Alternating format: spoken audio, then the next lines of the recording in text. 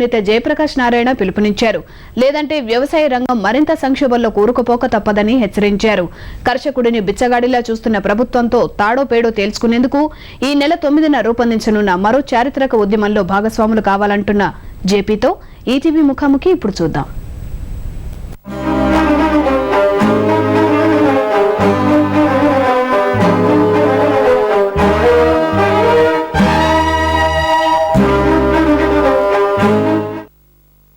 రాష్ట్ర రైతాంగం పరిస్థితి నానాటికి దారుణంగా మారుతోంది.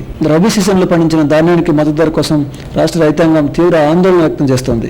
ఈ నేపథ్యంలో లోక్సత్తా అధినేత జయప్రకాష్ నారాయణ గారు రాష్ట్ర రైతాంగం కోసం రైతాంగ సమస్యలని ప్రభుత్వం దృష్టికి తీసుకురావడం కోసం ఒక కొత్త తరహా విధానాన్ని ఆయన రూపకల్పన చేశారు. ప్రస్తుతం అవేంటి ఆయన తెలుస్తున్నాం. సార్, ప్రస్తుతం ఈ రాష్ట్ర రైతాంగ సమస్యల కోసం మీరు చేస్తున్న ఎజెండా ఉద్యమం యొక్క ప్రధాన ఉద్దేశం ఏంటి?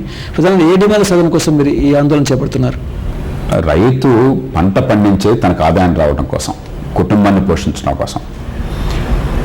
ప్రభుత్వమేమో పంటలు బాగా పండుతున్నాయని సంతోషపడుతోంది తప్పితే రైతు బతికేమవుతుంది, కౌలుదారు బతికేమవుతుంది పట్టించుకోవట్లేదు. ముఖ్యంగా మన రాష్ట్రంలో వరి పంట విషయంలో రైతు పరిస్థితి అధ్వానంగా తయారైంది. మనం దిగుమతి చేసుకుంటేనేమో అసలు ఏ దిగుమతి సుంకం లేకుండా దేశంలోకి యథేచ్ఛగా ఉత్పత్తులను రానిచ్చి నూనె గింజల విషయంలో ఉదాహరణకి మన రేట్లు తగ్గిస్తున్నారు. ఎగుమతి చేసుకోవాలంటే మా ఆంక్షలు పెట్టి మన రైతులను నాశనం చేస్తున్నారు. రెండు రకాలుగా ఇదే పరిస్థితుంది. కాబట్టి ఏదో రూపంలో రైతుల్లో సంఘటితత్వం కావాలి. అందుకోసం ప్రత్యక్ష కార్యాచరణ కావాలి అని చెప్పంటే రైతు సంఘాలు లేఖం చేయడం కోసం చెప్పని ప్రయత్నం చేస్తున్నాం. ఈ నెల 9న మీరు ఈ రైతు సంఘాల నేతృత్వంలో ఏర్పాటు చేస్తున్న సమావేశం ప్రధాన ఎజెండా ఏంటి?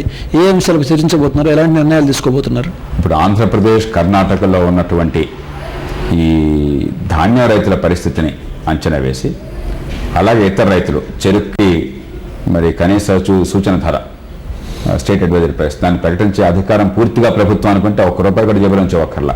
ఇంతవరకు దాని గురించి పట్టించుకోవట్లేదు. ఈ ధాన్య రైతులు, ఇతర రైతుల సమస్యల పరిష్కారం కోసం ఉమ్మడిగా కూర్చొని నిర్ణయం చేసుకోవడం జరుగుతుంది. మరి చాలా మండుటెండలు ఇవి. అయినా కూడా నిజాయితీగా రైతు సోదరులంతా కూడా కలిసి వచ్చి మేము చేసిన ఉత్పత్తిని అమ్ముకునే అవకాశం, మాకు మంచి ధర కావాలి, మీరే ప్రకటించిన కనీస మద్దతు ధర కనీసం కొన్ని ఏర్పాటు చేయాలి, చట్టబద్ధంగా అది మీ బాధ్యత, అది మా హక్కు. మిల్లర్లంతా